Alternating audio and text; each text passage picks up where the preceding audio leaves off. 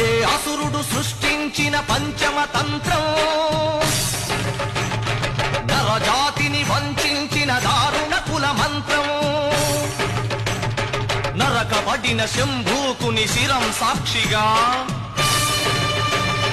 తెగిపడిన ఏకలవ్య బొటన వేలు సాక్షిగా, ముంతల చీపురుల మన దీనగతం సాక్షిగా, ప్రశ్నించిన ప్రతి చోట మహారక్త క్షేత్రం